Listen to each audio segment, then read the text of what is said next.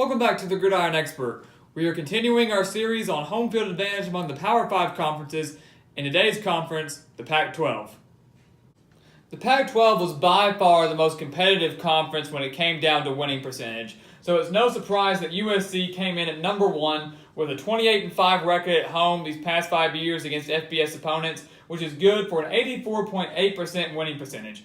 But Stanford comes in at number 2 right behind USC, probably the closest among all Power 5 conferences between number 1 and number 2. Stanford comes in less than 1% behind USC, just 0.9% behind the Trojans with a 26-5 record and an 83.9% winning percentage. So this is probably the very closest between a number 1 and number 2 team in a Power 5 conference among the series that we conducted on home field advantage.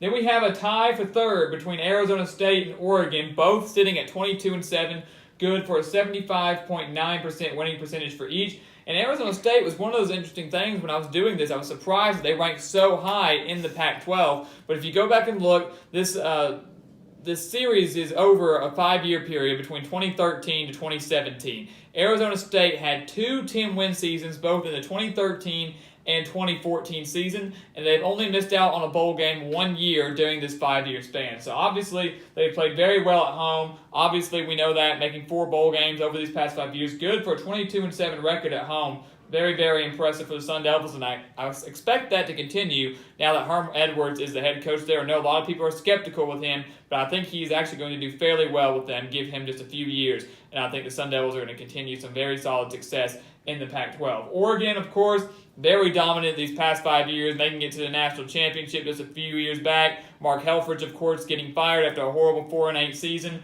which in that season alone, these past 2 years, Oregon has had 4 losses at home. So a little over half of their losses at home have come in the past 2 years. 3 of those losses came in the 2016 season with Mark Helfrich when they went 4-8. So Oregon still very dominant at home. I expect nothing but good things out of Mario Cristobal after Willie Taggart left to take the Florida State job. 22-7, a tie for third with the Arizona State Sun Devils, 75.9% winning percentage, which once again, not too far away from Stanford as well. Washington comes in at number 5, 22-8, 73.3%. Chris Peterson doing a great job. The Huskies played well in the Pac-12, no doubt, but really have not become much of a threat or a dominant force until about 2 years ago when they made the college football playoff, faced off against Alabama, and of course last year had another solid season when they made the Fiesta Bowl, but of course losing to Penn State in that game. But very solid season under Chris Peterson. I expect another great season out of the Huskies this year. Obviously not a horrible home record these past 5 years.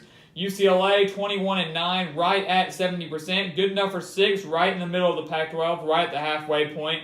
Washington State, 17-9, 65.4%. Mike Leach, of course, doing a good job with his Cougar squad. Usually has a high-octane offense. Obviously getting some good results there, well above 500. And then you don't see a team in the Pac-12 hit double-digit losses at home until number 8 with the Arizona Wildcats, 17-11, 60.7% winning percentage overall. And as you can see, I was telling you how competitive this conference was in terms of winning percentage. In the grand scheme of things, there is not a huge difference from USC to UCLA, only 14.8% difference in winning percentage.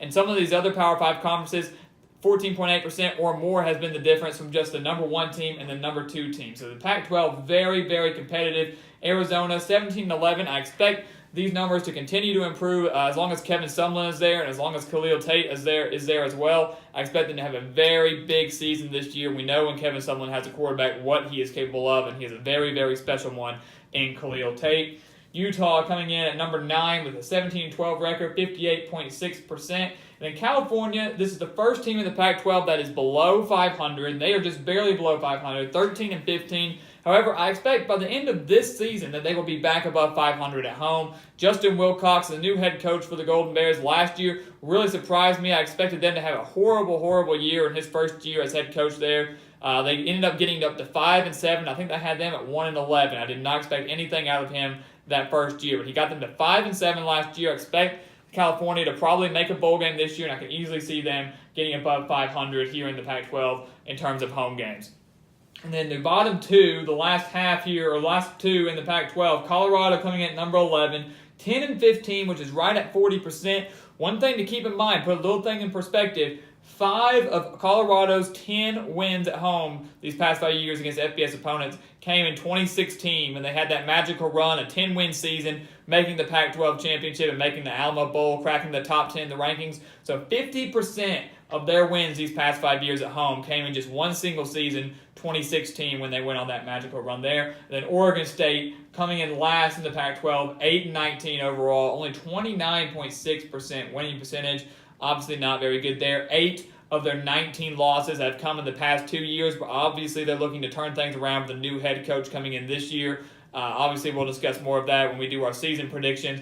Oregon State definitely needs some help there. Overall, the Pac-12 sitting at 223 and 122 overall, 64.6% winning percentage, which is actually pretty high in terms of these Power 5 conferences. Like I said, when we do our top 25 home field advantages, we will also rank the Power 5 conferences, so keep your eye out for that video when we rank those, and you can see where the Pac-12 falls here. Overall, though, very impressive for the Pac-12. When I was conducting the study and gathering all the data for this, I was very, very impressed with how competitive this league was. You can see how small the differences are from one rank to another, and really from number 6 to number 1, not that big of a difference if you go back and look at the other Power 5 conferences as well. So the Pac-12, in terms of competitiveness, I think, in terms of winning percentages at home, I think owns the edge among the other Power 5 conferences, but we'll have to wait and see which one has the better overall winning percentage, and that will come in our next video. So thank you for watching. Please continue to like, comment, and subscribe, and we will see you next time on The Gridiron Expert.